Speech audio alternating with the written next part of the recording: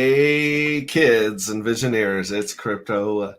It's X-Ray Vision, also the Crypto Daddy, and I'm coming to you live from Cuatro Cinco Studios, my mom's basement.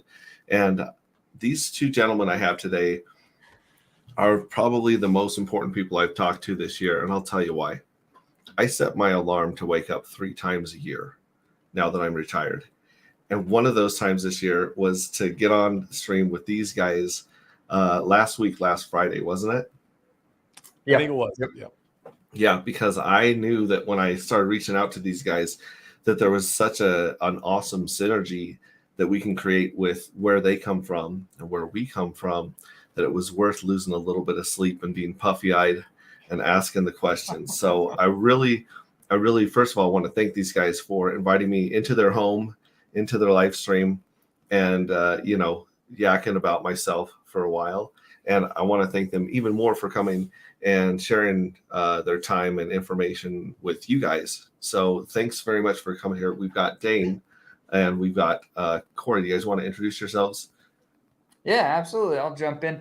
I'm Dane. My show's called Money Talk with Dane. We talk about real estate. We talk about crypto.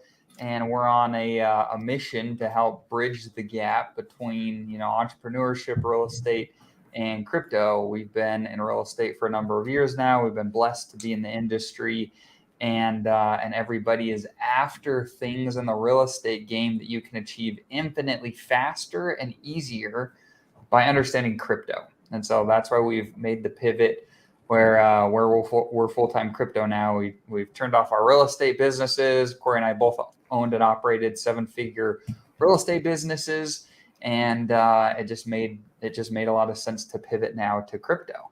And so it's been a blessing. I've known Corey for a number of years, and we feel like we are in the right place at the right time, doing the right things. Couldn't be more excited about the future. Everybody's running scared out there with the economy and the government. And I can tell you guys, if you're making the pivot and you're paying attention to crypto right now, I just don't think you could be in a better place. Absolutely.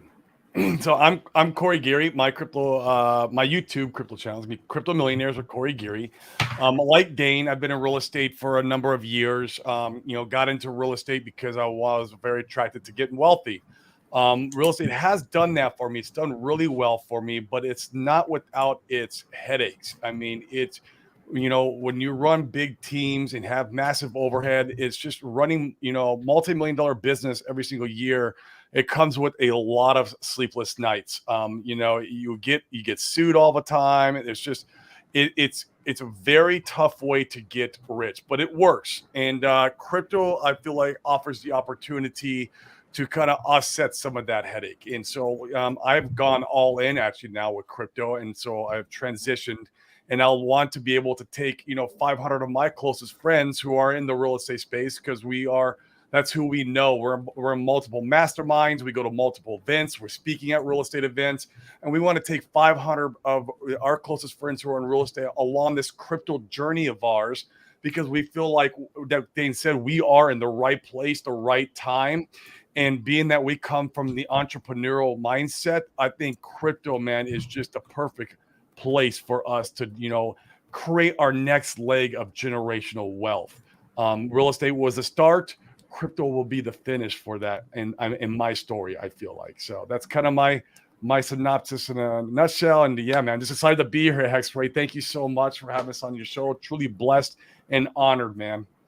Yeah. And as soon as I reached out and watched some of your videos, including the dollar cost averaging video that Randy Hilarski and I were retweeting and promoting, that's all we could really talk about, is when you put something together that makes sense and that shows people how a concept works, it's beautiful. So you guys did an amazing job there. And then I started watching some of your other videos. I was like, oh, okay, these are guys that are definitely worth networking with and helping any way I can, because you guys are obviously providing a ton of value. And so I'm really, really excited to have you guys on my channel and introduced to my homies. I'm trying to find your Crypto Millionaire channel here. Is yours the one that's like got neon lights with a bunch of coins behind it? If you type in just Corey Geary, you probably should be able to pull it up and be able to subscribe to it. Let me There we go. Yeah, if you just type in Corey Geary, I think it will come up. And while you guys are looking at that, I have my link tree in my name description. So for anybody that's watching, you can find all my links there. I do a lot of short form content as well, trying to help bridge the gap between real estate and crypto. In fact, Corey and I, we both do that. So if you're more into short form stuff, you can follow on any platform that you want. We disseminate it everywhere, and I would love to connect with you guys and help any way we can. Absolutely. Right. Yeah. And you can find me Corey Geary in all my socials. I don't have a stage name for crypto. I decided to keep my real name just because I've kind of made a name for myself in the real estate space. Just doing a lot of coaching and a lot of speaking engagements for real estate stuff. So I'm keeping my name along for my crypto journey too. So it's going to be fun. Yeah. And Dane is so professional. He's got his link tree like under his face. Like, that's brilliant. Great job. And then here's the link I found to Corey's channel right here. Yep, there it is. And so if you go to the link tree MTWD for Money Talk with Dane, then you'll also find his channel and all his socials there. And I find it really, really fascinating that it seems like before crypto came along, everyone looked up to either the stock traders or the real estate guys. They wanted the mad gains that you had in those two sectors, depending on how the stock market and depending on how the housing market was doing, right? Because Right. you guys understand cycles, and traders understand cycles. And so when they come into crypto and they see the cycles, they're like, oh, okay, I get this. But the regular person that has not traded or invested before, they come in and they have no idea why they've lost all their money on a crash. They think they're a genius on the bull run because they're like, look, I put in $5 in this meme coin and now it's up to now I can buy a small car. But they don't understand that it's just the weather, right? It's just a cycle that's happening regardless of them. And once you see that cycle, you're like, okay, I can ride this cycle. Let me ask you guys, how did you guys get started in real estate? I got started in real estate about 7 years ago. I went and I'd really bought into like the American dream, if you will, of going and getting a job and too much education and doing something safe. And so I went and got a master's degree in what's called industrial organizational psychology. That essentially is psychological principles applied to business. That's a massive oversimplification. Don't crucify me in the comments, but that's what it is. And so a lot of my guys I went to college with, they work at Google and Pepsi and Coke, and they run human resource teams. They do data analytics. They look at hiring measures. And so that's what they did. And so, yeah, I went and did that. I graduated. I hated every minute of grad school. I was not a good fit with the professors there. We did not get along. And that's and for me, that's weird. I get along there's not many people that I don't get along with. And so when it occurs, it is odd to me. And so I hated that. My wife did not enjoy her job. It just wasn't a fit. It is what it is. It was, and honestly, I feel really blessed that it didn't go like I had anticipated, because it kind of forced us back home. I anticipated never coming back here to Utah once we went off to grad school. And so it kind of forced us back home. And through, a lot of trial and error, it just became very apparent that to climb the corporate ladder, I was going to have to kiss so many butts and do a lot of different things I just didn't want to do in order to make a living there. And so I just started digging and researching to figure out how I could find my way out. And one of the things I think is really important for people like me, you invest really heavily in building a background and building a knowledge set. And then too many people are handcuffed to that idea that they've built about themselves. They can't leave because I can't tell you how many people I've talked to. They're like, well, I can't leave. I did all this education.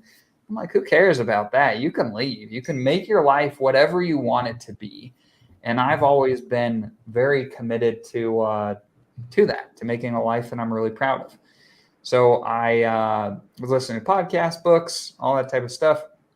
and I found real estate, and everybody's like, you should have real estate as part of your portfolio when you retire to be well off. And I said, well, if that's where the money's at, then why wait till you're retired?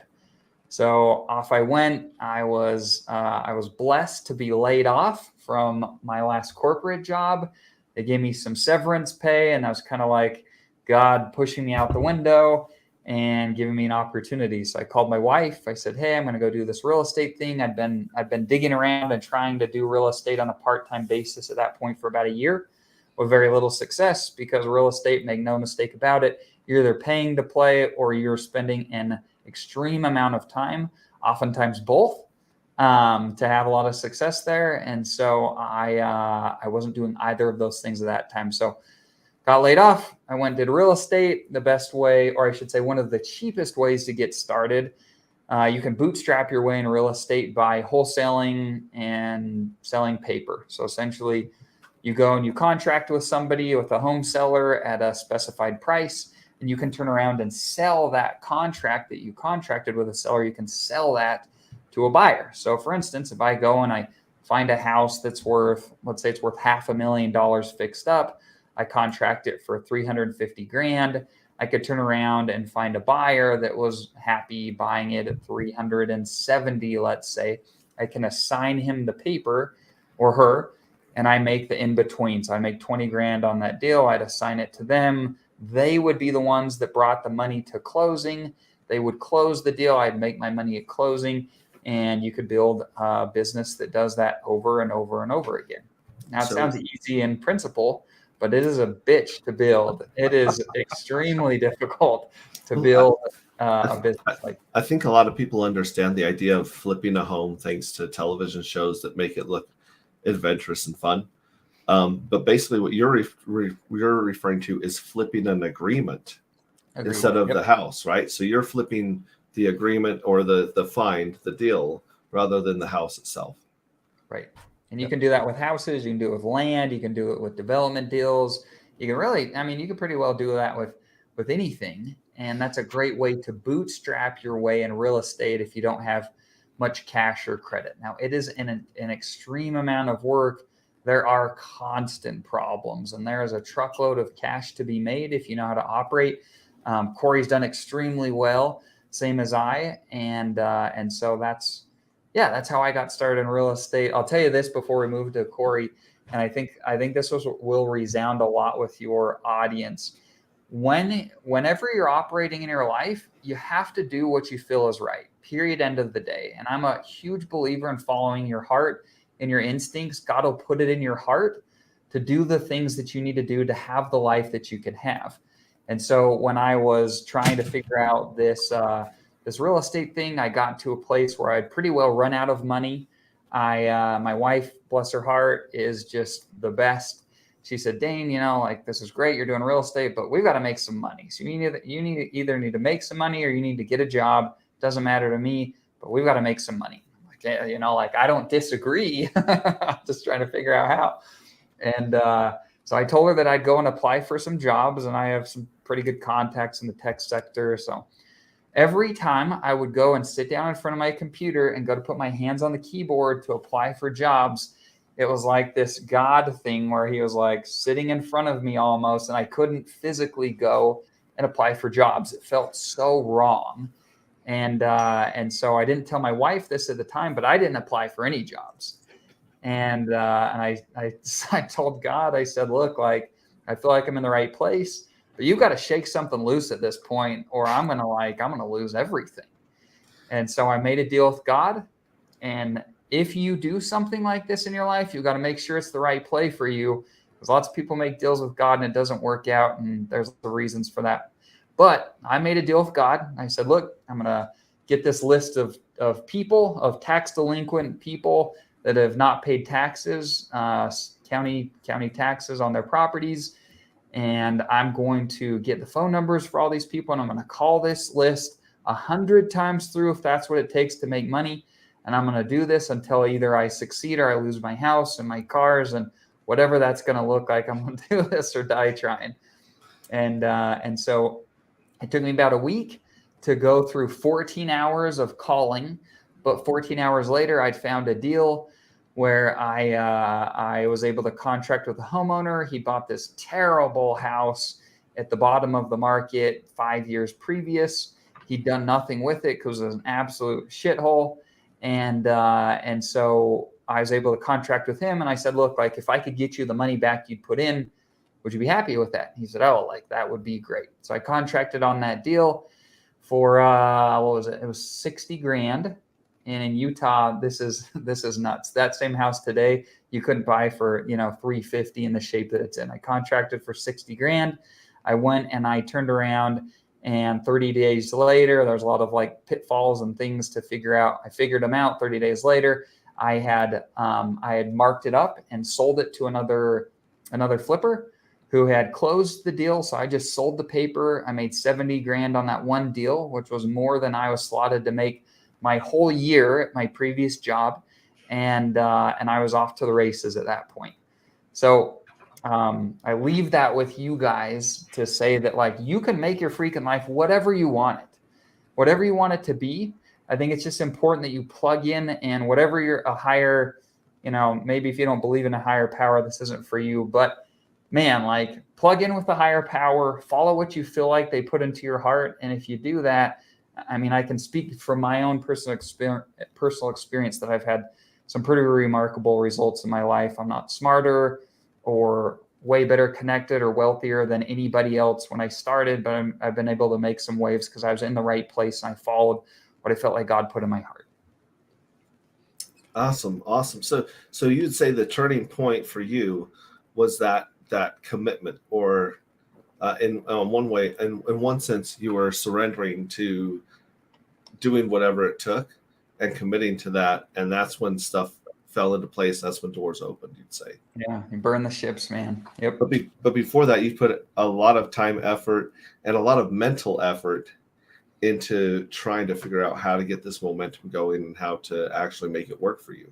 Sounds like. Absolutely. Yeah. And the fastest one, I mean, and one of the things I really appreciate about, I'm stealing all of Corey's thunder here. We'll give Corey I could talk all day. That's one thing about real estate people. You don't get us together and shut us up. That just isn't how it works. But man, like the best way to do real estate is to find a mentor that'll tell you the truth, give you the right program so you know what to do, and then you just go execute on it. Like real estate is not rocket science. It's just that most people aren't willing to do the work over time without seeing a result until like the fruit is born. And so things really changed for me when I got the right mentor. So I knew exactly what to do, and then I could just operate and be consistent with my energy expenditure, and I crushed the game by doing that. And Corey can attest to the same thing. We've spent both over 6 figures in coaching and mentoring over the last few years. And we've made a 20x on that easily, if not more. And it's been a blessing. So you just plug in and you get in with people that you can trust. Crypto's the same. Finding who you can trust is the hardest part. But once you do and you know how to operate, that's when the magic really happens. Awesome. And now, Corey, you're just gonna be like, well, I bought a house and everything else is the same as Dane. No, my story's quite different, man. Real estate saved my life. I was before real estate, I was a blackjack dealer at a casino.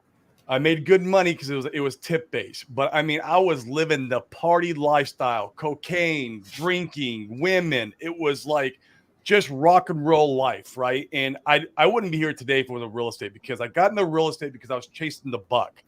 I was watching that show Flip or Flop, like you were saying earlier. They really glamorized the flipping on TV, and I wanted to do that. And I was like, hey, in 20 minutes I can make $80,000. Let's do that. And my girlfriend at the time, she was a part-time realtor. She's like, yeah, you could flip a house and I could list it. And I was like, yeah. And so like literally I see one of those bandit signs on one side of the road, one of those cutout cardboard signs said, fix and flip, buy price, $250, ARV, $350, meaning the sell price. And I stopped and I called that number and bought that house. It took me 6 months. I made $8,000. Fast forward a little bit, my third deal, I bought 4 houses all at once. Wait. Your first deal you made money on? I made $8,000, but that's on. Not normal, right? No. Okay, But sorry. I just had to interject. On my third deal, I buy 4 houses all at once. I thought I knew what I was doing. I did not have a mentor at this time. I was still a blackjack dealer at the casino, still up late all night doing drugs, sleeping around, just doing whatever, right? It was just my lifestyle. You're really selling the blackjack part of this. I got to tell you, you're not. If you want to make good money and live a rock and roll lifestyle, yeah, blackjack dealers, that's what they do. I mean, it's like, I mean, the pit bosses were doing blow in the pit. I mean, it was like, at least the casinos I worked at. Corey could tell some stories. Oh man, yeah. Needless to say, I'm sober and clean now for over 2 years. So like, just to put that out there. But so yeah, so back to the story. So first house, 6 months, made $8,000. I fixed and flipped it. Second house, I started going to these local real estate meetups. I meet what's called a wholesaler. I'm like, what's a wholesaler? Well, they flip paper. They flip these contracts. They just sell them to fix and flippers. I buy one from a wholesaler. I fix and flip that property. I made $20,000. On my third deal, I'm like, you know what? I know what I'm doing. I'm going to pull my 401k money out of the casino. I'm going to pull all my 401k money out, and I'm going to go all in on this because I'm good. I buy 4 houses all at once. We had to get a new contractor at that time because the old one sucked anyways. And so I ended up flipping a new contractor. I take a referral from somebody. That contractor took me to the cleaners. I lost $250,000 on those 4 deals. It set me back to zero.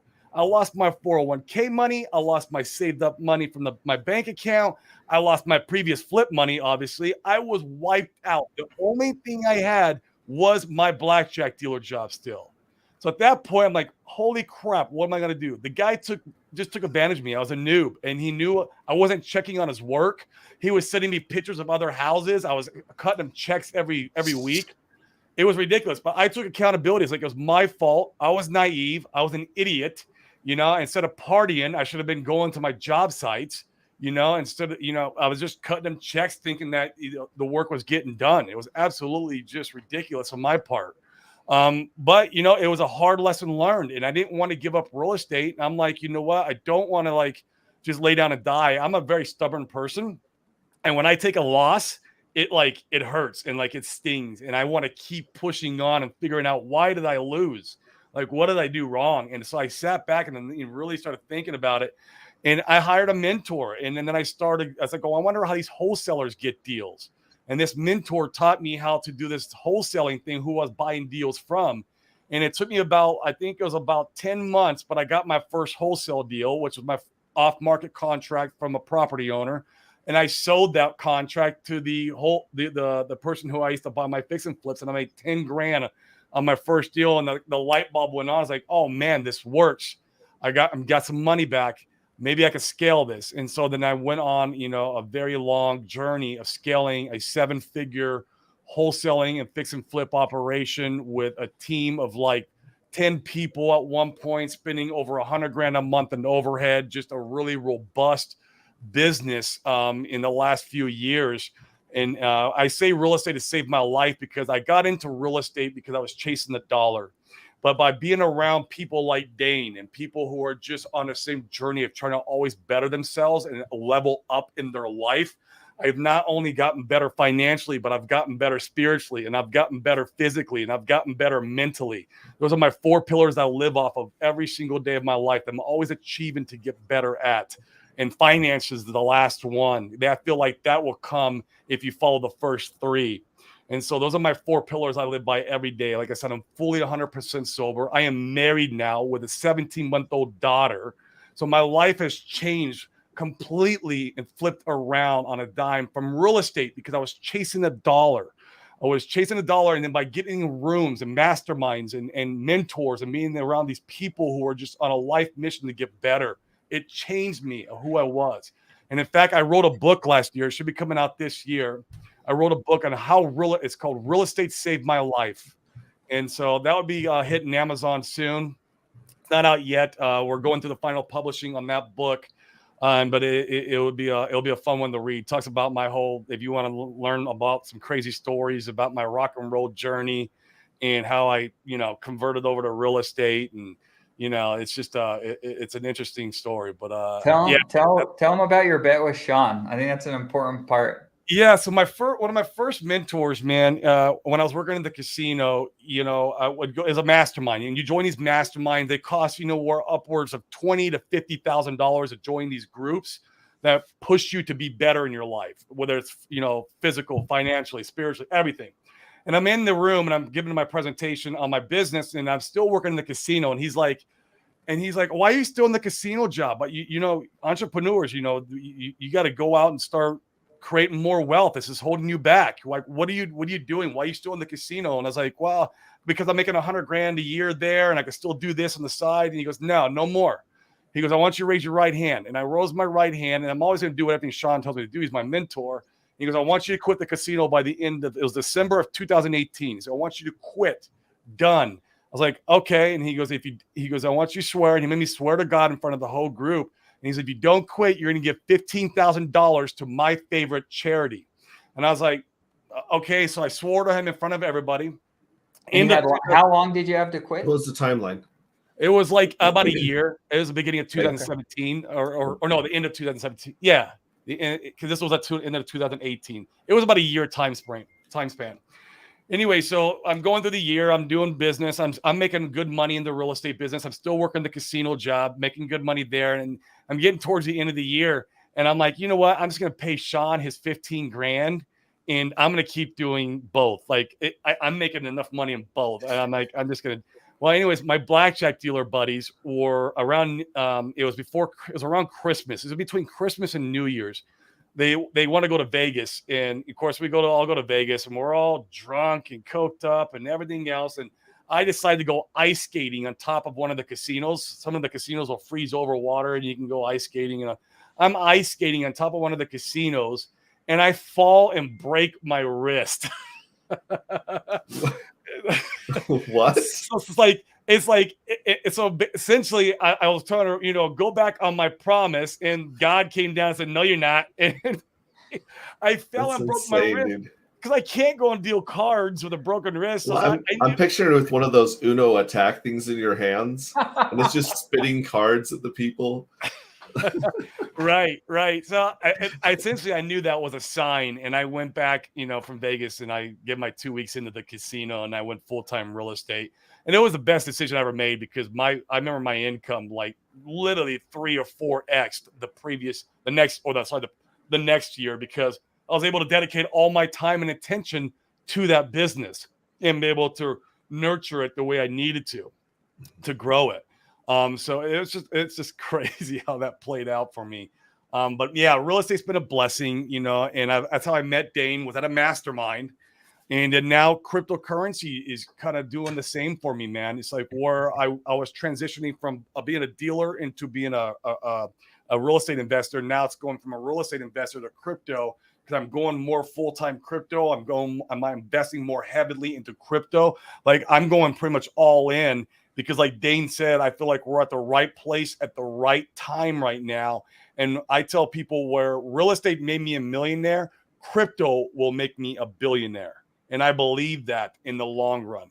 So it's the next leg of my story, man. It's this crypto journey. I found Richard Hart. I found the Hexicans. I found all you guys, and it's absolutely amazing. Awesome. And the reason I wanted Corey to tell that story, almost anybody that we know in real estate that's made moves has a story just like he and I. There's a story where you went all in, you had some sort of your butt. Problem. Yep, you ran into issues, but you rose above it to be able to become a better version of yourself. And that's what it takes in real estate, or frankly any pursuit in life. You've got to bet heavy, and when it's time to jump, then you freaking go. And you gotta be able to learn from your lessons. You gotta be able to sit back, and when you take a hit to the face, you got to be like, okay, how can I avoid this next time? When I first got into crypto, I came in and bought the top of 2021, and I literally over 6 figures. I'm watching, I don't know if I should say his name, but I'm watching an influencer on YouTube. He's one of the biggest influencers there is in crypto. And every time he'd go out there and start shilling coins, I would go buy them, and I'm buying these green candles, and literally the next day, like the candle, like I get wrecked. And so this is how I got into crypto, and I literally 6 figures when I got into crypto, gone. And I'm like, okay, once again, like I did in real estate, I'm like, I gotta step back. I gotta either figure this out. What did I do wrong here? I know people are getting wealthy from this. What can I learn here? And see, that's the mindset you need to have instead of just going, oh, I give up, I'm done, I'm going to go back and do my 9 to 5. And then those are the people who don't succeed in life, period. It's the guys who get kicked in the face and you go, okay, how can I learn from this? There's no loss until you lay down and die. There's just no loss. You'll take away something. You got to learn from it. And that would have been hilarious if the YouTuber was the brother of the contractor that fleeced you before. Like it was just a whole family that was like watching you. They're like, every time he's going to try something new, we're just going to kick him in the nuts. Boom. Their uncle's like your old Coke dealer. They're like, this guy is putting all of our kids through college. This is awesome. That real estate saved my life. That's a documentary right there. That's a movie. Yeah, that's really cool did, stuff. man. I don't know. I'm 45 now. You know, it's hard to say where I'd be at, you know, if I kept going the way I was going. And yeah, man, it gives me goosebumps sometimes. Yeah. The life I have now is so freaking amazing. My wife, she's so amazing. My daughter, being sober, just enjoying my family. I mean, oh my God, the mindset I have, my spirituality now, you know, my relationship with God, my relationship with my own body, you know, it's everything, man. There's words can't explain it. Yeah. Read the book. It'll be coming out this year. That's awesome. That's awesome. Let's stop and say hi to my people in chat. We appreciate them showing up every time. Jeremy Geary, one half of the Crypto Brothers, is hanging out. He says, do it, brother. Squeeze every bit of information you can out of these guys. And then I said, look in your pocket. And boom, I gave him a wrench, obviously. Tin Top is in the house. Good to see you, buddy. I said, thanks, buddy. I just subscribed to your channel. Glad I did. I'm learning all I can on my journey. That's great. Red Squirrel, who's not even like in America, is always here. Is Red Squirrel the one on Twitter that keeps coming up with all these different ways to recycle all your money in the Pulse Chain ecosystem? Yeah. He's got Red Squirrel. Crazy stuff. Good stuff. Tactics. We got Hexy there. It's so good to see you. Bird Dog's in the house. He's one of our Salt Lake Hexicans. We got Lee X. Greeting. Good to see you again. A Spencer in the house. Great to see you. Torin, I'm still making my way through and Adams, who's also in the house. I'm still watching your guys' replay right now. So it's great to see you guys. Ancient Earthways in the house. Facing Reality. Sorry I'm late. What's up, fam? Dude, you just hit the replay. These guys have a lot of cool stuff going on. Welcome to the party. Any thoughts on real estate ownership through NFTs? It's happening, and it's happening fast. Yes, sir. And then, and actually, I'm going to write that down. I've got a buddy right now that has in fact, we'll get more into this in the story probably as we go, but I've got a buddy that is doing a development right now, and then he's syndicating the deal. He's trying to find more money, and he's working on chopping it up and doing ownership through NFTs. So lots of people trying to figure that out right now. It'll be interesting to see who can master it, but yeah, we're heading that direction. And I got another buddy who offers ownership in his Airbnb portfolio via NFTs. That's really sweet. Is that Ryan?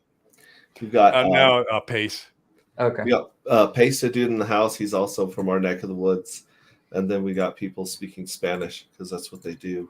And then it says, good day over here. Daughter diagnosed with healthy kidneys and bladder, no infections, and meeting new friends, learning. Hope all of you are well too. That's good to hear. That's awesome to hear. Got love. Thank you for regular family doctor was worried about organs, specialty doctors of those organs. Says she's okay. Time to learn on my thirst of knowledge. Awesome. Again, Samantha's in the house. Everyone say hi to Samantha. She's the only one who does not accept the wrench. She sent the wrench back. So she's probably usually the only gray name in chat. Bird Dog, I thought Dane's story was good. LOL. Freaking Corey. Seriously, yeah. Corey's story is nuts. Hex Force 1. Hey kids, what's up, gents? And Grounded and Hex says, this is a great talk, guys. Thank you. MZ says, great stream. Stay Tex, stay Hedron, Anacosa, stay Texan. Waiting for my Pulse and Pulse X. Good times are coming. Cheers from Croatia. Holy cow, dude. That is insane.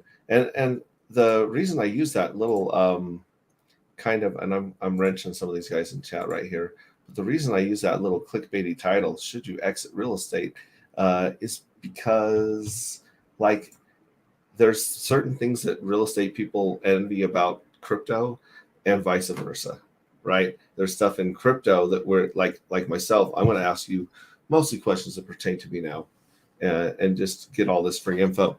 But basically, where do people start in crypto? Like if you said earlier, if you start with nothing, you need a bootstrap. You're trying to do the paper flips. You're trying to find deals that you can sell to people with money, right? If you have like $1,000 or $10,000, is that enough money to get started in real estate? What would you do at those different levels? Just add a zero and tell me what you would do. Yeah, you could get into real estate for free if you wanted to. Full disclosure, like, you're gonna freaking hustle though.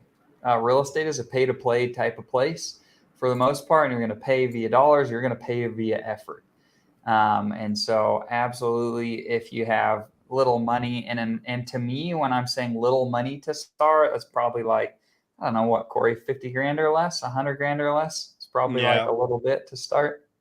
That's probably a good place to start with wholesaling. You could go and wholesale your way to, or try to wholesale your way to a fortune. I think the hard thing right now is the real estate market is tough. We've got buddies all over the country that are really struggling right now. Others doing well. There's still plenty of room in the market to do well, but make no mistake about it, is extremely competitive. You'll be grinding and hustling.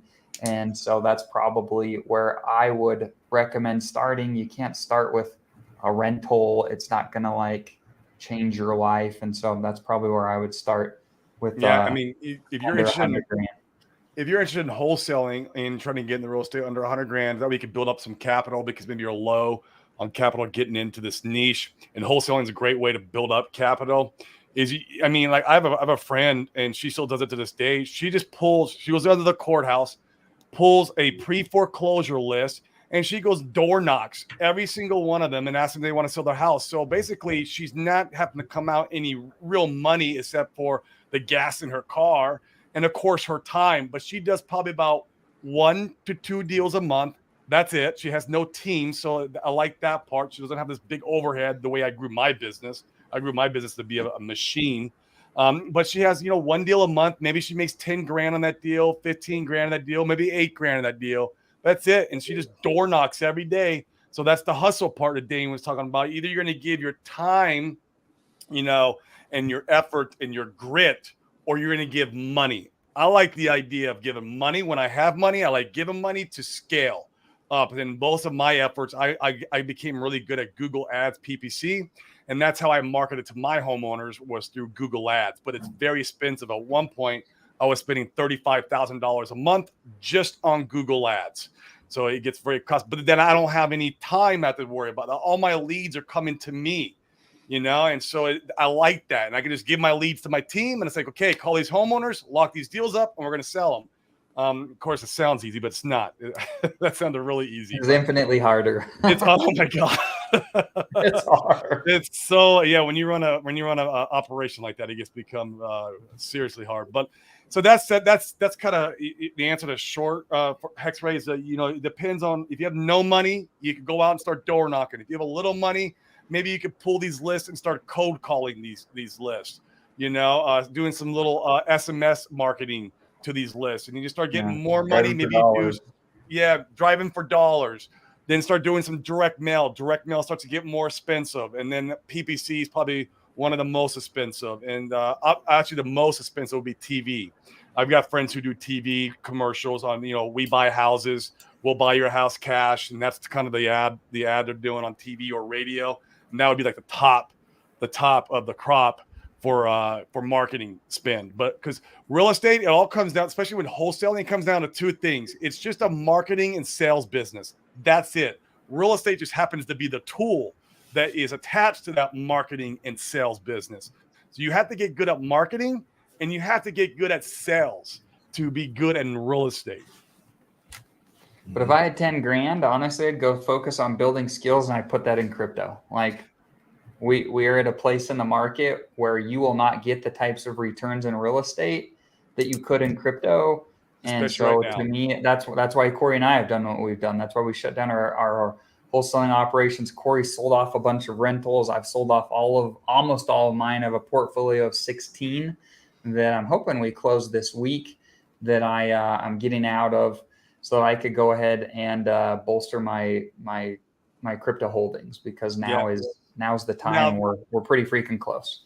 You do got to make sure you have some income coming in if you're going to go full-time crypto, which is fine. So you got to figure where that's at. Like me and Dane have done really well in real estate, so we're fine no matter what right now. But obviously you want more income coming in as you're DCAing into crypto. And so you got to know where that's at, because obviously we don't want to sell until 2025, right? Because that's probably the next market top. And so this time while we're DCAing, and you will need something that's paying the bills, stuff that's going to get you paid. And ideally, there's nothing better than entrepreneurship as far as building wealth in the near term. Awesome. And so it sounds like below $1 million, you're not going to get passive income, and you're going to be working your balls off. That's right. I just put a bracket around that. Income you're going to be excited about. Yes. Yeah. And I said marketing and sales. So it's you doing marketing and sales with less than $1 million. Now, once you get like $1 million to 10 million, where people, what's the play in real estate at those levels? Yeah, I mean, at that point, you've still got, kind of similar options where you've got to choose whether you want to be an operator and you want to work and make that like your hustle, or you want to take a more passive approach to things, which is where Corey and I both are at. And you could participate in what's called syndications. And so there's these guys that essentially they go and they put money together, they raise capital, and they find deals, they bring it all together, and then they bring it to fruition. And it's a passive way to participate in real estate, because make no mistake about it, there's nothing passive about real estate unless you're just a money person. I promise there is nothing. That is 100% accurate. Don't let the gurus lie to you. Yes. And so real estate doesn't even get that interesting, in my opinion, until you've got at least 50 doors, preferably 100, before it starts to like throw off enough cash flow every single month that it's interesting. That's not balling. That's just interesting. And you have these guys on social media say like, oh, I bought this stupid Airbnb and look at all this money I'm making. Look, that's just not the truth. Almost nobody's doing that. Now, you can make money on Airbnbs. Don't get me wrong. Yep. But like almost nobody's buying $1 million Airbnbs and then making like 50 grand a month, like some of these guys are saying on social media. So to your point, that's where Corey and I are positioning ourselves to take our crypto profits and over the next couple of years. And we've got a number of connections where we know them personally, or we're getting those types of people in our private group. That's who we're trying to attract, is the right real estate people and the right crypto people, that we can then go deploy capital with these guys that we know, like, and trust, that we build a relationship with, so that we can go and diversify and offset taxes. Yep. I feel like crypto is good for wealth building, and real estate might be good for wealth preservation. Yes. Where I was building wealth via real estate, and that was a grind, a serious grind, and it's almost, I had it backwards, and that's where I'm pivoting now. Obviously, like I said, you still need money coming in from somewhere. Most people do. And so real estate has done that for me. But I'm pivoting now where it's just, I'm all in on crypto. And to Dane's point, when we get some mad gains and we get out maybe in 2025, 26, whatever market top we see or we anticipate, then put it in some apartment syndications, or maybe some development syndication. I got a development syndication I'm involved with right now in Atlanta, Georgia. And then we're also in some oil and gas syndications too. That's pretty passive. But when you're going to syndications now, to your point, Hexray, that you do need a lot of money to be the passive guy who just brings the cash to the table and not have your hands in the operation whatsoever. That does take some capital, right? It's like you to make that passive and make that work, you're going to need some serious money to do that. But that's what I like. I like the idea of not having to worry about the day-to-day operation. I want to just go hang out with my wife and my baby, right? And just maybe travel to Utah and see you guys, hang out with you guys for a couple of days, and then go to California and hang out with some friends there. That's how I want my life to look like. I want to be able to create more memories with my loved ones instead of having to work myself into a grave at a very early age. And I think crypto is the place that can do that for us. I like that. I like that. It's interesting. You guys are like, until you're balling, right now is the time to put it into crypto. Which a lot of people, if I talk to a lot of other people in the real estate industry or the sales industry, they would be selling me on a lot of real estate stuff right now, like courses or paid groups or mastermind groups, right? They'd be like, oh, if you have $30,000, you can join my mastermind group and hang out with, and they always, name drop famous people and rich people. But you guys are like, no, like right now it's the time to DCA into crypto for the most 100%. part, for most people. 100%. And 100%. Unless you're balling, the syndicates is kind of where you go to not get your hands dirty, so to speak. Yeah, and you want to preserve capital, right? You offsetted some capital from crypto. You got these mad gains. Well, now what are you going to do with it? Well, you got to have to put it somewhere. You don't want to sit in the bank account, especially if you're now at the top of the market and there's another bear market you're facing with. Well, you might want to roll that into some syndication deals. So yeah. Now, consider if you were to walk into syndications the same way that a new person was to walk into crypto. There's certain things that you would tell a brand new person in crypto. What would you tell a brand new person in syndications? Oh, that's easy. You have to find the right people from the do jump. your homework, do your due diligence, find out who he's worked with. Is he reputable? Talk to people that's worked with him, giving him money. You need to find out who's giving him money and what's the reputation this guy has on the block. Is this his first syndication? There's nothing wrong if it's his first syndication, but is he disclosing that? And what was he doing before he was doing syndications? You're investing in the operator. Yes, it's a bet on the operator. And for me, like we're in a number of real estate masterminds to try to help them come over to crypto to understand the opportunity here. I was networking with one of the guys and he was like, well, how do you want to participate in real estate? And I was like, honestly, I don't until 2025. But then I'm going to be the money guy. And so I want to build a relationship with you over these next few years. And I was like, tell me what you have going on. And he's like, oh, we built this really cool team and we're going to be doing these really cool deals. And I'm like, okay, but you haven't done a deal yet, right? Well, kind of. And I'm like, but no, you haven't done a deal yet, right? He's like, well, I mean, and I'm like, no, let's be clear. You haven't done a deal, which is fine. But I'm in a place in my life where I'm not interested in being a guinea pig. If this is your first rodeo, I am not interested. I don't care what team you put together. And so I am interested in track record. I'm interested in the time frames. Like, have you lived through a down cycle? Because some of these guys were slaying it in 2006, 7, and 8, all for it to come crashing down. And a lot of them, they didn't lose it because they couldn't pay their bills. They lost it because of unexpected expenses. So I know a guy here that had like 1,000 doors and he lost them all because a lot of his stuff was in Texas. And you had a hurricane come through or a tornado and it went and it butchered his buildings. He lost rents. And by the time that insurance came through to make him whole, well, the jig was up. Like he couldn't make the no payments anymore because the cash flow wasn't there and insurance was late. So he lost it all. And so I want to bet on somebody that's gone through a war before. I am not interested in being a guinea pig. So have you gone through a war before? I'd love to talk about I'd love to talk about your losses. If you haven't ever had a loss, I'm probably not betting on you. Like, I want to talk about your losses. I want to talk about your references. I want to have people that freaking would go to war with you again and they bet on you over and over and over again. And that's it. That's how I would do it for me. In real estate, it's no different than any other space. It's word of mouth. If I know Dane did a syndication deal with a dude and Dane's making some killer money and the dude said what he was supposed to do, and it's all working out great. Well, when he has another syndication coming up and Dane's told me about that, I'm probably going to get in.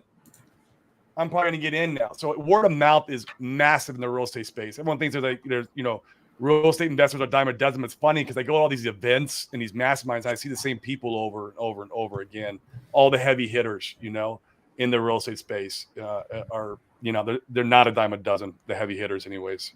Yeah, and you go to those events, and I promise you, 5% of people there are doing deals. That's it, 5%. And so if you go to a real estate event, you have to be like, you have to be a person on a mission.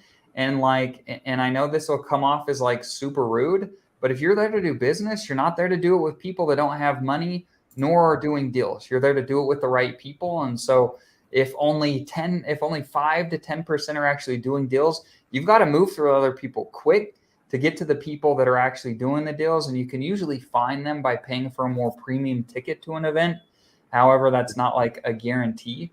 But man, like if you wanted syndicators, then like you call me and Corey. That's what I would tell you to do. And we're happy to like send you to some of our guys that have good track records. Now it's like crypto, there's no guarantees. Just because somebody has a good track record doesn't mean all deals go well. But like we could point you towards all sorts of guys that you could have a conversation with and decide who you want to bet on. Yep. That's awesome. That's awesome. And really, like I've done a lot of study of the personalities in real estate. And unfortunately, like Grant Cardone, he's kind of like the Richard Hart of real estate. The problem with I love Richard Hart, and I'm not a fan of Grant Cardone. No. Well, I was going to say a lot of these big guys, in order to get into their deals, you have to compete with a lot of people to get into their deals. And then they may take months and months and months without actually putting your money to work. And then when they do put your money to work, it might be a deal that you didn't want to get into. So like it's kind of crazy when you get into these syndications that like things move so slowly in real estate. And if you're coming from crypto, it's really difficult to wait on things when crypto is so fast and so volatile, you know? Yeah. Big real estate deals are slow. I mean, literally that could be a 5 to 10 year play on one property. Yeah. I'm going to take you guys to dinner some night and you can dish all the dirty secrets of the inside scoop of real estate. Oh yeah, I got some. All of them. That's good. That's really good. That's really good. All right, cool. Let's hit the chat here. These guys had a couple questions for you. Waiting on my wrench. And then he says, what do I do with my wrench? You know what? Use your imagination, Kay Hudson. That's all I'm just going to say that. I want to say thanks to KD for sharing out this stream and getting some more people to know about it. Samantha, you are special. You're always special, Samantha. Bob Farter, he's in the house. Afternoon, how you doing? Enzi says crypto is my unreal estate. I like that. I love that. Ancient Earthways, what if we purchase a piece of land for Hexaco, then have woofers or Airbnb to improve the land, stake the NFT as ownership in Hexaco as well? That sounds like a lot of fun and like a lot of work. I like it. Yeah. Like that? I like it. You thought this through. Mr. Farter needs a wrench. I don't know about that. I think I know Mr. Farter in real life. He might not get a wrench. With the syndicate for commercial, are there any restrictions such as in SBA where you must have a percentage of ownership in the building? New land versus existing office. Yeah, so it largely depends on the syndicator. You've got to be an accredited investor, which means that you meet basic financial wealth standards. And then within that, there are varying restrictions that depend on, city and state guidelines and whatnot. Also depends if they're doing a fund or an actual syndication, where a fund is like a Reg D fund, where it's like you're pulling money together to do multiple deals inside that fund. And then like that has to be approved by the, obviously the SEC and everything that goes in that, where a syndication doesn't necessarily have to go through the SEC, but it just has to be done the right way with the right attorney docs. And usually a syndication is only on one deal, typically, where a fund is going to be on multiple deals. And what does SBA stand for? Small Business Administration. Okay. And then Enze says, if I understood Dane right, we just need to find real estate RH, and then we're good to go. Is there an RH in real estate? That's a good. I mean, we've had a number of people, coaches that have been excellent. We've got some just dope people that are some of our best friends today that have helped us a ton. But I can't think of when I think of RH, I think of him as like the lone beacon in real estate. It's like really spreading the truth in crypto. I feel like in real estate, it's maybe more spread out. There's lots of people with good information. You just got to find the right ones. I don't know. What do you think, Corey? Yeah, maybe well, Gary is like the godfather of. Yeah, and it depends on what niche too that you're trying to do in the real estate space. Where we specialized in wholesaling, fix and flipping, and novations, which is a certain niche, basically like flipping paper or just flipping the property. There's gurus for that space, and you got to find the right ones, and it's hard to find them. And I became a guru in that space myself. I have my own real estate mastermind that, you know, we're slowly winding down, and that it's its own little sector where if you want apartments, you know, there's people like Tim Bratz, you know, there's people like, you know, who are out there who only teach apartments. So it depends on what part of the real estate space you're trying to go to. But like Richard Hart, he really tells the truth and tells the way it is. I feel like in real estate, almost everybody is using smoke and mirrors because they want to sell you on their program. They want to sell you in their mastermind, and they're going to sell you the dream. Almost all gurus will sell you on the dream. They never tell you about how hard it is or how much you got to work or how many times you'll get sued and how many times you got to sue someone else and everything else that goes involved in real estate. You don't hear about that stuff. And that's like what Richard Hart talks about with all the scams and all the exchanges and DeFi versus CeFi. And, you know, he tells the truth. And I don't know if there is really is that in the real, not that I know of anyways, in real estate. And you don't know until you pay. Like, you don't know until you pay for the services to see like who the right person is. It's like a lawyer or a surgeon, right? Yeah. Like you don't know till it's too late if they're good at being a lawyer or a surgeon. Right. Yeah. It's like they've already got your money and you're stuck with the results. Yeah. But honestly, like I would say that one of the biggest mistakes that anybody makes in real estate is they get in a hurry to do something. Like real estate is not something that's super fast. Anytime that I've gotten in a hurry to do something, I've hired the wrong person. I've hired the wrong contractor. I've given my money to the wrong operator. It's something that is infinitely more. It's infinitely better for you if you are able to temper your expectations and stay patient and find the right people, especially if you're parking money with people. I would even venture to say that like there's something to be said about just paying the IRS than feeling like you have to go and run in a hurry and do something that may bring a whole lot of extra stress to your life to offset your tax bill. I can speak from personal experience on that. I haven't paid taxes in years because my real estate depreciation makes it so I don't pay taxes. But I can tell you a number of those properties, I would have gladly just stroked the check to the IRS because of all the problems that those properties caused in my life. And so the peace of mind would have been greater than the monetary savings in the short term. Yeah, in fact, we were putting some money into syndicates this year to offset some of our taxes, and it was like bought the top. We bought the top. Welcome to real estate. We bought the top, but the truth was we just needed to save money in taxes, and here we were at the like December 30th and December 31st, and we're still like they're still trying to close these deals for the tax breaks of this year, and we're like, I don't think this money's even going in there. And this is after, you know, going through trying to find good people, trying to find decent deals, and going through the accredited investor, all that rigmarole and BS. Where you're just like, I'm rich. Like, just take my money. Right. Can you talk about things like what they call what's it called? I used to think that it stood for junior varsity, JV. So joint ventures. Yeah. Joint ventures is another kind of piece where they can accept money from friends and family if they have an established relationship before approaching you about investing in their deal, right? Can you guys talk about that? Maybe the JV niche, and if you guys try to put those together yourself, or do you think those are good? I mean, and you want to be careful because a lot of people and real estate is known for like freaking bending rules. That's why we had 2008, 9, and 10 because everybody bent rules until they broke. And that JV rule, I've found that a lot of people want to bend that. And they're like, well, we've known each other for a while, right? Like you could have coffee twice. Yeah. and you know, like, and I get it. And, you know, like, so once again, I see it over and over and over in real estate that people want to put opportunities, if you will, ahead of like caution and wisdom. And so, you know, just be very wise and slow to act. Just like there's a lot of, you know, scams and Ponzi's and crypto, there are snakes everywhere in real estate that will be glad to gobble your money up and leave you screwed.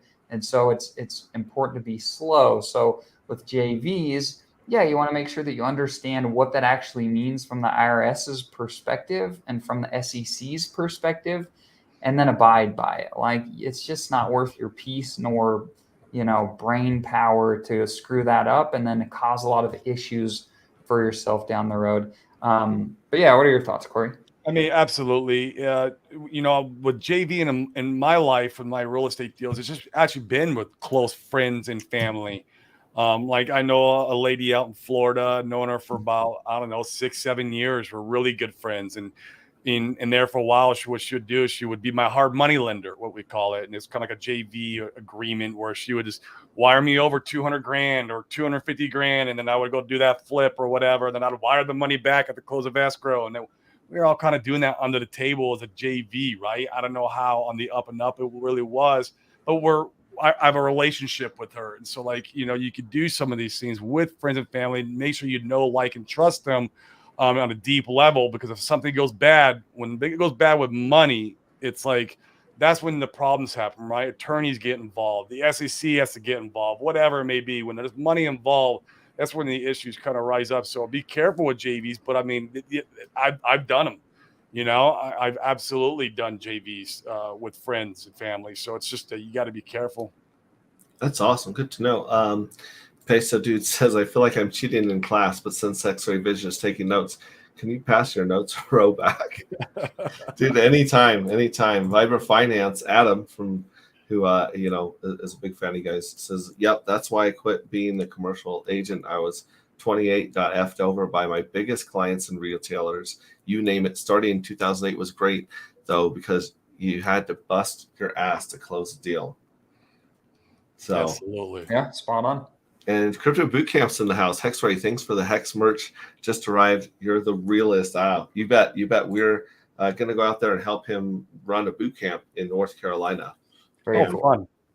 Fun. Around Raleigh. So Raleigh, North Carolina, the 28th of this month, we're going to be there.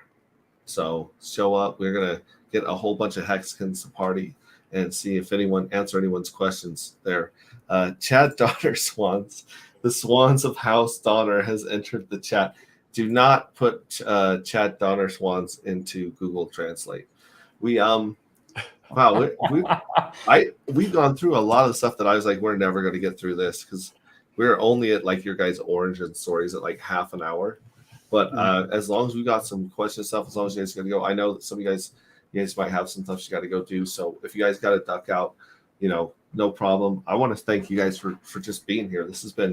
I've learned a ton here, and I've learned a lot of stuff that more importantly, I've learned what I don't know, because you don't know what you don't know. And that's where you start doing your homework and be like, oh, I've never heard of this, or I never considered that. This is something I need to pay attention to. So, I always want to be the dumbest person in the room, and it's been a great journey for me in crypto this last year and a half. And I'm in all the Telegrams and I'm all the Twitter Spaces. I was listening to Funding Jim and Walrus today, and I'm just in there listening and absorbing it in and learning, and so like that's totally it. It's you want to be the dumbest person in the room. If you're not, you're in the wrong room. And I treat crypto the same way. Awesome. Hexray Chick says, I love the stream. Thanks so much for the info. If you don't know Hexray Chick, that's my wife. I gave her that handle. It's not very creative. It's Hexray Vision, Hexray Chick. I just added Chick to my name. It's fun though. I like it. One of the best ways to tease apart. So let me give you an example. I think this is really useful. So we were sitting around. In fact, I think you were there, Corey, as one of Joe Dillon's masterminds, and we were sitting around. We were talking about deals that everybody that's there has done fairly well for themselves at minimum to be in that group. And I don't remember who it was, but somebody said, gosh, like if they would have just kept a couple extra of the deals that they'd found each year and held those till near the real estate top and sold them, they would have made just as much money net profit as they did that whole time, those number of years hustling and grinding and flipping and wholesaling. They would have made just as much money with a fraction of the headache and the work. And so the reason I tell you that story is it highlights the importance of being in good deals. You don't need a lot. You only need to be in a few good deals in real estate for things to really go extremely well. And so one of the most important aspects when I'm interested in looking at deals is I'm asking the operator, how much capital are you putting into this deal? If they're not putting any of their money in, we'll run. I don't care what the reasoning is. I don't care. And I've done this. I've done tons of transactions, over 200 transactions in the last 7 years. I almost put no money in any of the deals myself to do them. So I think it's important to understand I'm the guy that's done these deals, and I've lost very little money in real estate until this last year. But I can tell you that a lot of these guys that operate that way, they operate, and as soon as they have money, they get comfortable, and then they start making bad decisions. And so it's very important to assess, hey, would the operator do this deal if they had nobody else's money? And that's a really good measure. The next thing is you don't want to do tight deals. There is no reason to ever do tight deals. It's incredibly important to be patient. If you just did a deal a year or a few a year, I mean, that's the best operators that I know, the best syndicators. That's how they operate. They only do a few deals a year because they're only doing the best ones. And so that's really important to understand, that you approach real estate where you're patient and careful. I want to put this together for your audience. This is the exact same way you're supposed to approach crypto. You don't need to be in and out of deals all day long with crypto. You want a handful of good quality, solid projects, at most a handful, right? One of them is you would take off like crazy, and you hold those handful, and you don't trade in and out. Real estate can be very, very similar, and we've kind of learned that the hard way. I know I've learned that the hard way. I've done tons of transactions and really beat my head against a wall doing this business. And if I had just held some of those, more long term, it would have been a different outcome. Although I've done well either way, but you can kind of compare that with crypto too. You want a few solid deals, where instead of the operator, the dev or the person who's creating the project, obviously Richard Hart with Pulse Chain and Hex, and you got to believe in that operator, and that's who you're really investing in. And that's how you play the game. The game is played almost the same. It's really funny how they all kind of they're played almost the same. That's why traders get wrecked. We all know that. We've heard it a million times. And so it's just funny how it's all the same. Wow. And we got Crypto Bootcamp is asking, is there anything available that you can think of better than crypto? Nope. I'm going to say no to that one. I'm going to say no to that one. Even though I don't understand as much about real estate as these guys, I do. I have compared, gains with a lot of people and been like, oh, okay, yeah, crypto's if you're just talking about building wealth, legacy wealth, lifestyle, the whole nine, I feel like there is nothing better than crypto. Yeah. And right now, the opportunity right now, we are in it, man. I just want to point a couple things out to the audience. We're in a recession in the economy. You in 24, we'll probably have the Fed pivot before or maybe during the first quarter of 24, who knows, or something breaks in the economy. So you got the recession going on. We're going to have a pivot soon. You have the presidential elections coming in 24. No matter who gets in office, if the Democrats get in office, they're going to be like, oh, let's save the economy. That's how they're going to try to win back in office, right? And then you'll see a pivot maybe. Republicans get back in office, it's going to be bullish for markets no matter what. I don't care what side of politics you're on. The presidential election is going to be massively bullish. And then you have the Bitcoin halving coming in 24.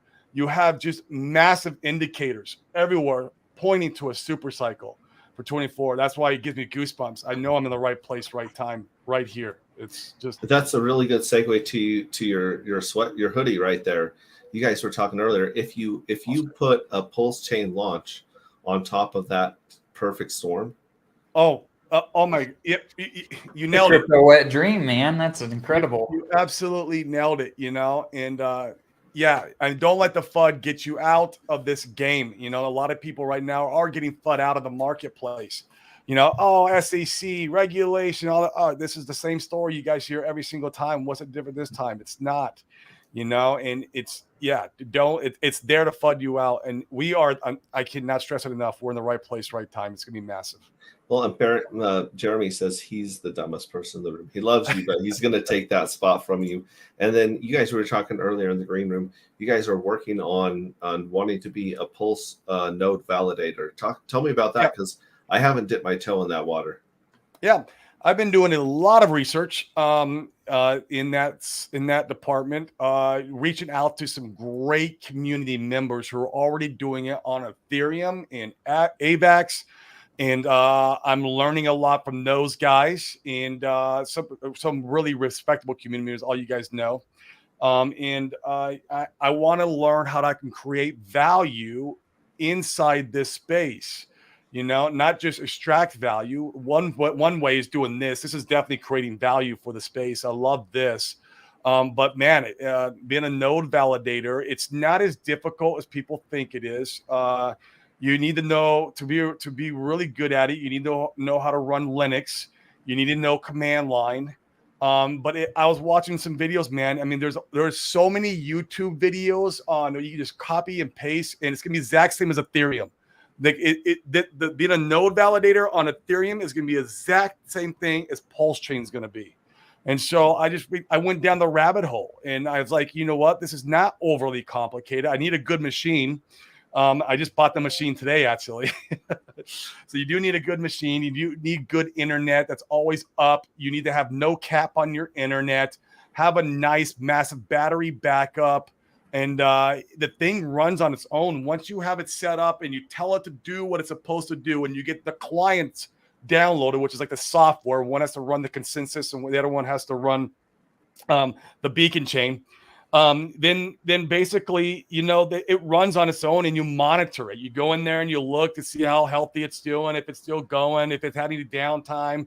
As long as it's running, you're going to make money too. And they're anticipating that it could be a 3 to 4x APY of what the Ethereum chain's doing. The Ethereum's doing about 5% APY right now for its node validators. And this is because it's so overly, crowded. Everyone's involved in Ethereum. You got centralized exchanges doing it in Ethereum and running big pools. It's crazy. We're not going to have that, at least not in the beginning with Pulse Chain. It could happen down the road. Who knows? But in the beginning, I think we might see anywhere from 20 to 50% APY on our Pulse. But to be a node validator, like that is so incredibly massive. And you're providing a valuable service to the community and the blockchain itself. So that's what maybe got me hyped up about it. And I mean, I was up to 1 o'clock in the morning last night learning Linux, but it's not overly hard. It really isn't. There's so many YouTube videos and there's so many good. That's what I love about our community. We have the best community, period, in crypto. I could go and reach out to any of you guys, and if you guys know that skill set, you'll pour into me, and I love that. And it's just been such a journey, man. It's such a blessing. And so, yeah, if any of you guys who are watching, if you are planning on being a node validator, or if you want to maybe learn as I'm going through my journey, and I could share what I'm learning going through my journey, I'm more than happy to do that. Maybe we could link up. Maybe we could start our own Telegram chat where it's all node validators. That way, when we come up with problems, we can figure it all out together. But Pulse Chain needs as many node validators as possible to make it as decentralized as possible. Right now, I think the last time I saw a KDP post on this, there was, or maybe it was the dev guy that starts with a B. There's there's over 500 on Pulse Chain Testnet 2B. It's over 500 validators. So there's plenty of room for us to get involved. And I feel like if we get in early, man, you get that first mover advantage of that APY. It's going to be sweet. It's going to be real sweet. And also, we've talked a little bit about since we'll have the tech and it'll be running, we'll have the ability to run multiple nodes. And we've talked about potentially pooling Pulse to be able to go and do something multiple like that. Validators. Yep. So yeah, so if you're watching the stream and you're like, gosh, it doesn't sound as easy as Corey is saying that it sounds like it should be, and you're interested in participating, then feel free to reach out and we can talk to you about potentially participating. Yeah, we might, once I've kind of really feel comfortable that I can do it with my money and I'm doing it successfully, and I'm like, okay, if maybe we offer that as a service where, hey, because you can run multiple validators off of one node and one machine. And so that could be something that we can figure out somehow to offer that as a service. I don't know. We're just kind of brainstorming. Definitely want to network with anybody who is planning on running a node. There are a couple other guys in the community like Gamma and Alex and some of these other respectable guys who will be doing this. And it's provide as much value as you can. And I think that's gonna be a great way to provide value and get paid. Holy crap, man. It's just because before we were doing a delegated proof of stake where you delegate your pulse to 32 validators, which is what they were capped. And you make like, I don't know, it was like a 0.5% of APY a year or 1%. I don't remember what it was. That's all gone. That's out the window. You can go and be your own validator and make 20 to 50%, or maybe even. I'm sure you're going to see pools pop up everywhere. But if we do one, it'd be good to do community instead of like some of these outside centralized exchanges coming in, because I'm sure it'll happen once I feel like Pulse Chain won't be gate kept like Hex, and the lights really come on it, and people are going to be getting their greedy hands in there. Yeah. Crypto Bootcamp says, what's the initial investment turnkey? Well, for a node validator, is that what we're talking about? Yeah, I think he's talking about like the hardware. Oh, okay. So you can get away with maybe only spending a couple grand. You need to make sure that you have enough RAM. I got 64 gigs. You got to make sure you have enough SSD. We got 16 terabytes of SSD. If you go to the Ethereum website, the Ethereum Foundation, it has a specs for what the minimum requirements of your machine that you're going to need, and then what the suggested requirements are, and then you can kind of go and do your own due diligence shopping around. The machine I bought today, I bought a seriously like beefed up, like to the 9. It was around $5,000 for that machine, and so and then you need your investment of Pulse.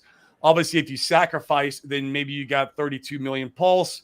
Otherwise, you're gonna have to buy the Pulse on the market, which they're saying right now could be 32 million. That is subject to change. So remind yourself of that. We're not sure if that is the number. That's speculation because of Ethereum.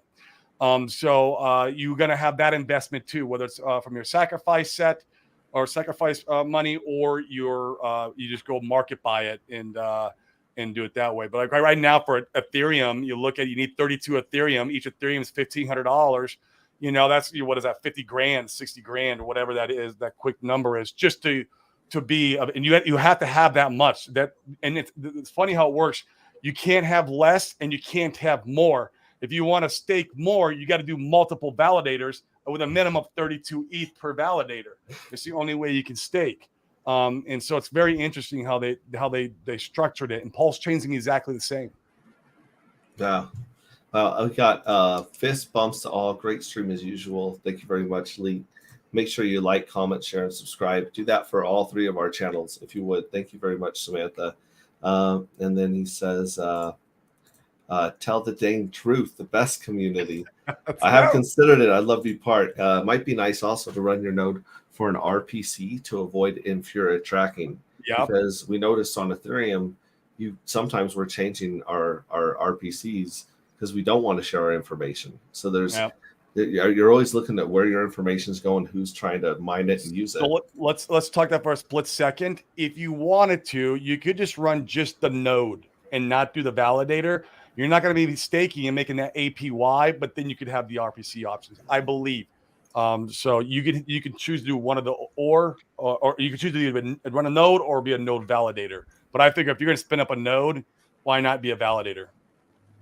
Yeah, that's a good idea. Run some nodes at an off-grid Hexaco.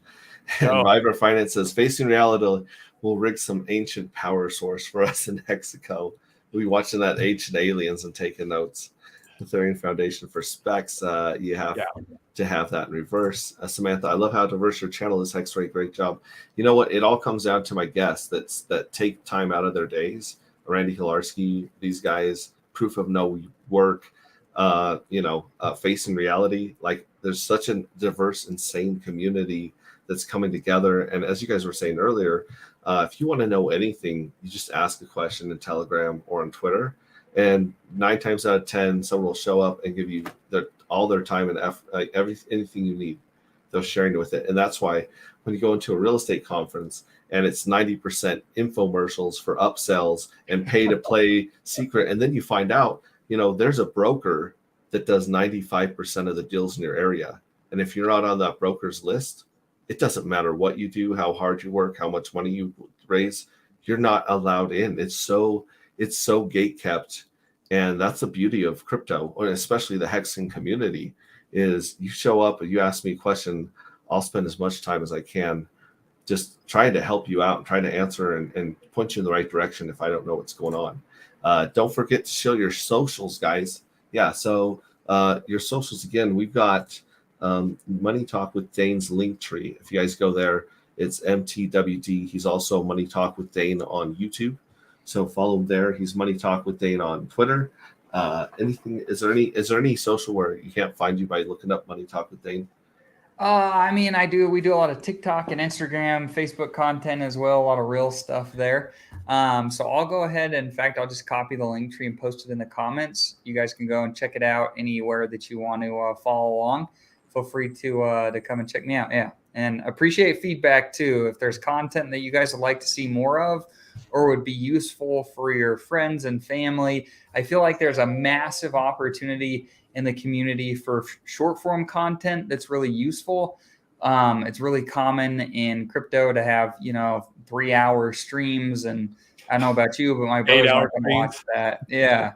And so I think it's really important that we create short form content that's digestible, that's easy to understand, so we can onboard friends and family now while the market's at a pretty juicy place. So if there's feedback you have about more content that we could create, I'd love that feedback.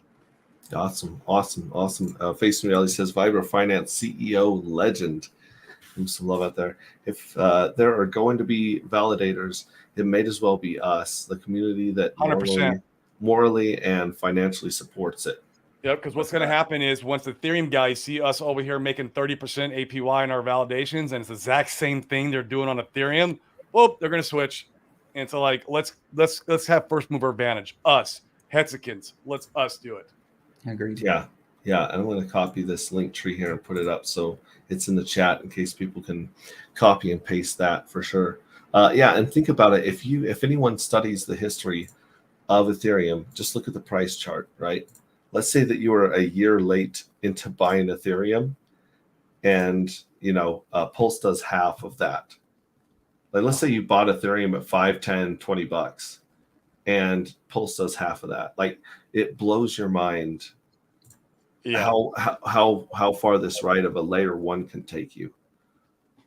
It's so exciting. And here's the link tree. Moondog says visionaries and engineers. Yeah. So it's visionaries and engineers put together. I like that. Well, and it's, Hexray Vision. I have to give my audience a name besides Hexicans because not everyone here is a Hexican. Not everyone here is a Texan. Not everyone here is a Pulsican. But if you want to help as many people, if you want to reach that goal of 1 million families, then you're a visionary.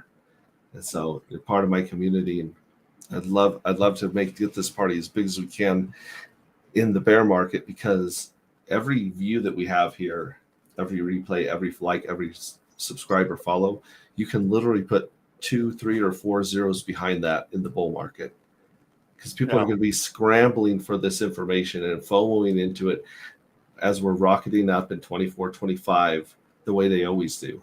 So if you're here with us right now and you're paddling, getting ready for that wave, you're in the right spot. Like you're going to be so happy you were here spending time with us and learning this stuff. That's my opinion. DIC. 100%. So Hexer, I love your, this is a fun debate that everybody's having. So are you more bullish on Pulse Chain, Pulse X, or Hex? Let's talk about that. Well, that's a good question because no copying out and saying why not own all of them. I would say that Hex in the long run, Hex is your tortoise. Hex is your 401k because of the T-shares programmed into it and the fact that people have tried copying the T-share system. People have tried copying Hex. They've all failed because they didn't have the community and they didn't have the OA. The OA has been a benevolent dictator. He's been like a bear that comes out of the woods and chops people's heads off when he needs to. And that's kind of what you need is a little fledgling community. So Hex, I'm definitely super, super close on Hex. Now, that being said, I went way heavier in the Pulse sacrifice and than I did Pulse X. Not so much because I believe in it that much more, because I had more money then. I was broke. We were all broke and running out of money by the time Pulse X and all these other sacrifices, liquid loans. Even right now, there's like 4 or 5 sacrifices going on right now, and everybody's broke. Everyone's like, they're either hanging out of the market trying to look for a good bottom signal to start coming in, or they're broke. Like, there's not a lot of ballers right now in the crypto market. We're all just like, we're eating peanut butter, we're drinking tap water, and just wait for this damn market to come back to life. Right. So that being said, a lot of people found out about Pulse X after the Pulse sacrifice, right? So there's people like Corey that are going to want to balance out their portfolio. They're going to want to get some more of that Pulse. So I'm more than happy to provide, liquidity one way or the other, and swing trade back and forth as that volatility goes crazy. So I'm really happy being in this spot. But, honestly, wherever you can put your money to work and wherever you can get the highest APY for that specific coin, because this is an open book and we're a very sharing community, you're going to know where that is almost instantly. And I'm waiting to see, like, Pulse X kind of has a limited total amount of coins, and it's going to be burnt as it's being used. So that's kind of like the T-share. Pulse as a coin, it doesn't have anything right now that's limiting its use other than people using it for validation, right? There's no scarcity or pump-a-metals into Pulse other than being an awesome network. Sure. So I would say at the beginning, Pulse X is going to do awesome. In the medium term, Pulse is going to do great. And in the long term, Hex on both chains is going to do great. Because I hear the people talk about, well, I'm ditching Ethereum, or I'm going to, like, they're betting on the horse, the network horse. But the truth is, the whales that stay on Ethereum are going to be just fine. I mean, these are people that have $500 lunches.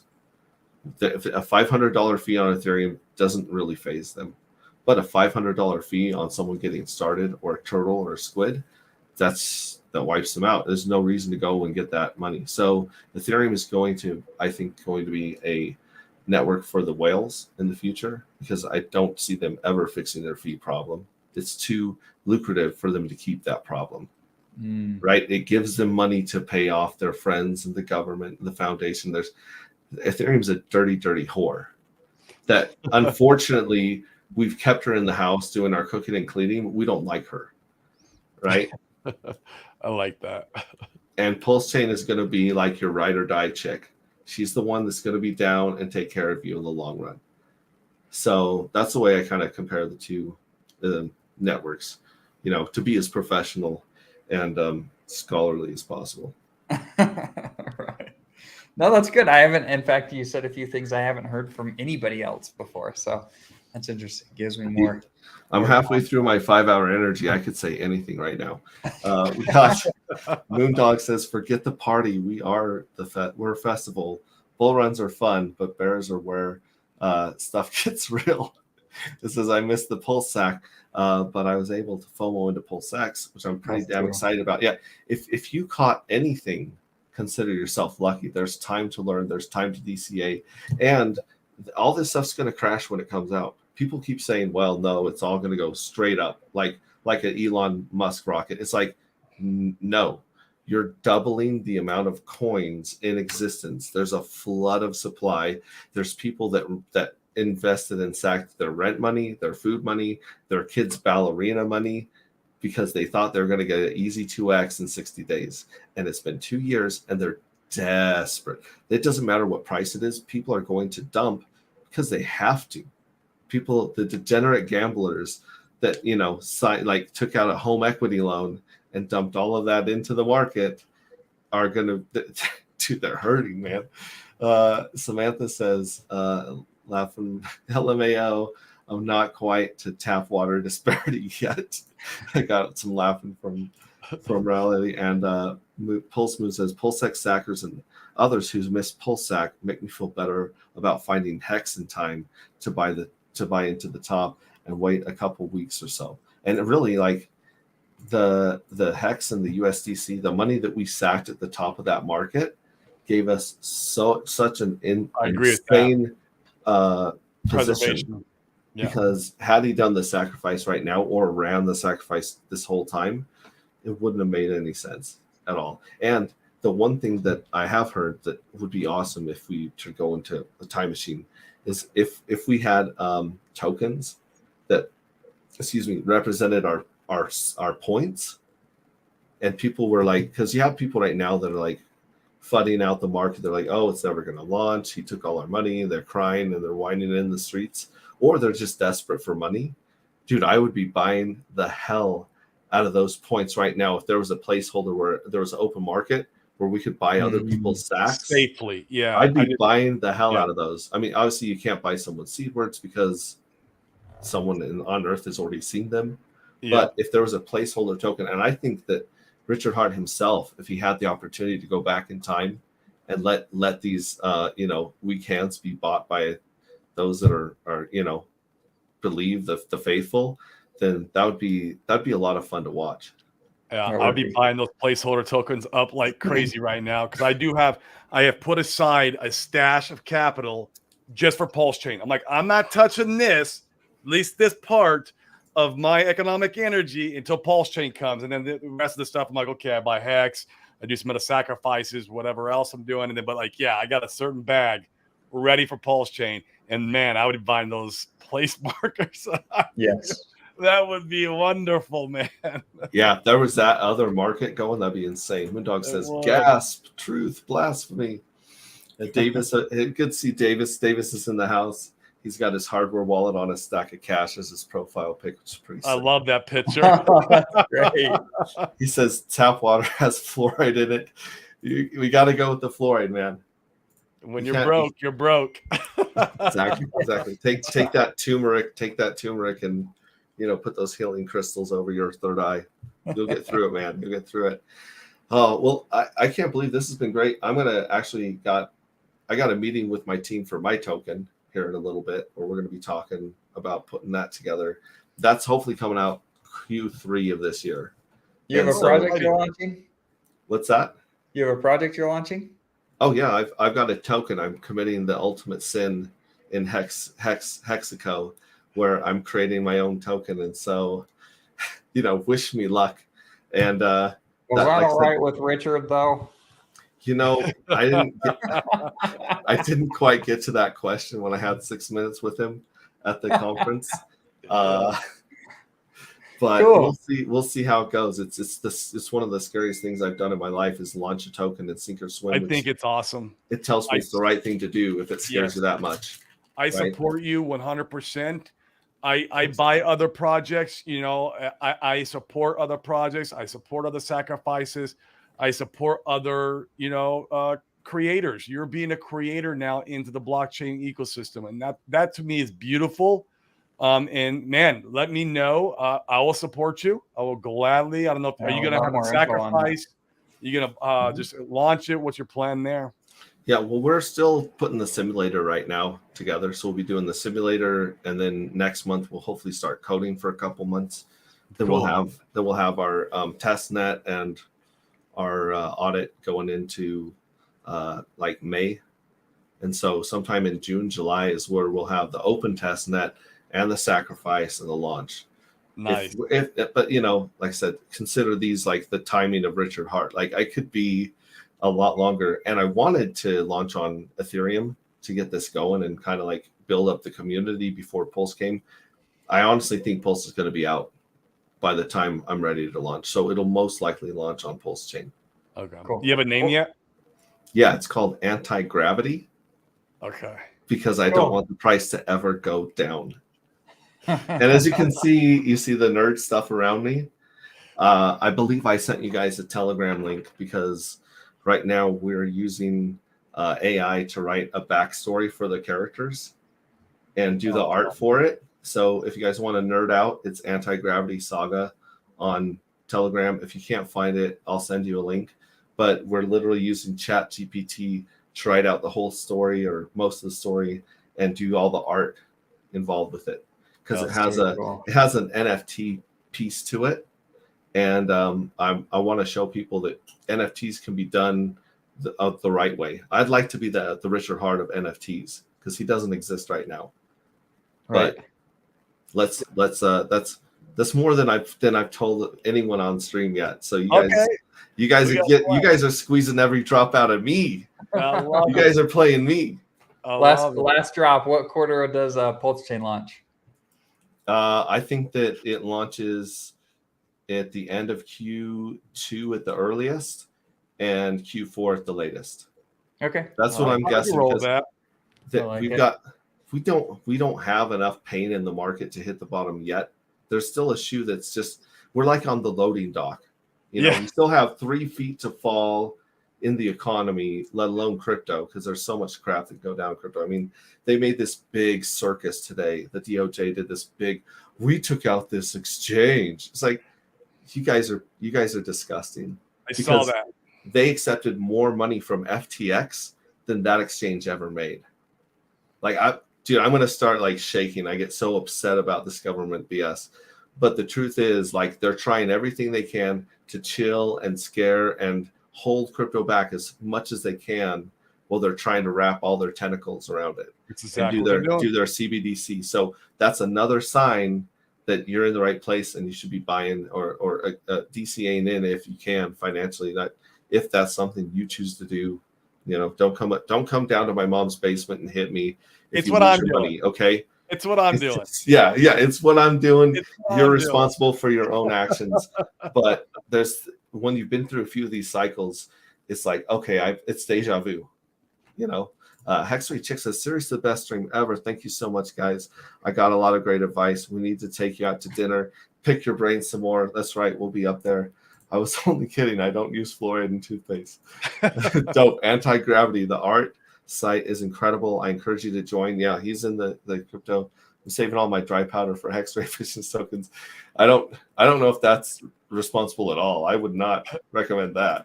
And then keep us posted. I'll sacrifice for it. NFTs have more serious use case than things like the real estate and logistics than current shoehorned lipstick on pigs attempt to create artificial scarcity. Absolutely, but we've already seen that. We've seen Watsas. Watsas are a great use of NFT. HSI stakes are a great use of NFT. In the Pulse Doge and Pulse Bitcoin ecosystem, they have the ATM miner that is an NFT. These are all financial NFTs that worked out really well in our ecosystem. Mm-hmm. Yeah. So we're seeing that on the wall. And if you guys haven't seen my interview with No Proof of Work, it's not dev is what we say. So No Proof of Work dev. Go back there. The first hour is updating people's worldview and saying, hey, there actually is a secure way to do NFTs now. You may not be hearing about it from Richard Hart, because Richard Hart isn't going to sell an NFT until he makes one out of that diamond, right? So it's something that he's not focused on right now. But check out that interview, and I'm interviewing him tomorrow because he's working on a no proof of work token. No proof of work token, which is like a reflection, deflationary. It's going to be fun because he's fleshing it out in public. He's literally figuring out the tokenomics in public Discord, which is fascinating to watch. So check that out. Steam deep endings, great DeFi. So get DeFi to survive the CBDC. 100%. Yeah. Evil people are not going to stop being evil just because technology is here. You can use technology to create freedom and abundance in your life, or you can, they can use it to try and take that away from you. But as a community, we're stronger than their desire to take it from us. Absolutely, 100%. And with technology comes, money, and money only amplifies the people who we are. So if you're evil and by nature, more money and more technology and everything else that's going, it will only amplify you. And unfortunately, we just, as humans, we got evil and then we have the good, Yeah, and my stream tomorrow is the same time, 2 p.m. Mountain Standard Time, 1 p.m. Pacific, 3 p.m. Eastern. Agent says, hopefully I didn't flag your channel. Tin Top says, we're so early. Yeah, so come hang out. I'm going to try to do as many clips as I can because, like you guys said, people are not ready to sit down. Like, we have an hour and 40 minutes right now of gold. I want to say the F word. We have so much gold in the last hour and 40 minutes, and people don't know what they don't know. They don't even know this exists. So we'll be clipping it up into small, awesome bite-sized pieces and putting it out there. And when I do, I'll be tagging you guys in it.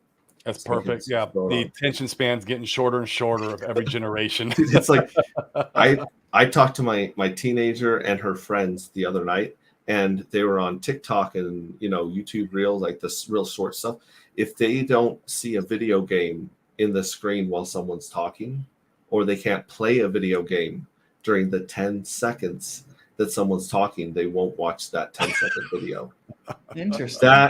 That is like crazy. That's tiny. But we got to meet people where they are, and we got to speak their language, and we got to give them short, simple answers. That don't just overwhelm their brain.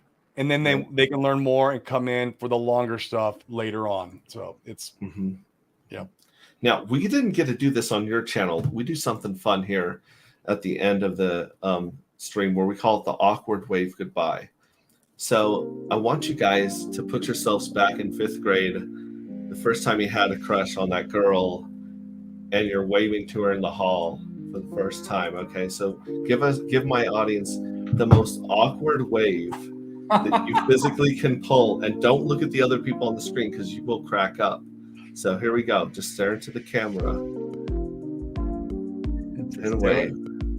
I would probably be wild like this.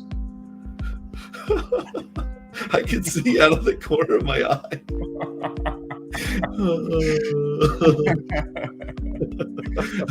This is my anti-gravity wave. Right.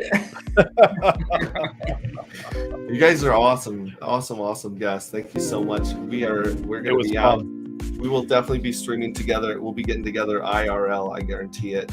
Awesome. And Hexory Chick is really excited. So thank you very much. You guys are awesome. Love ya. We'll catch you later. Thank you guys.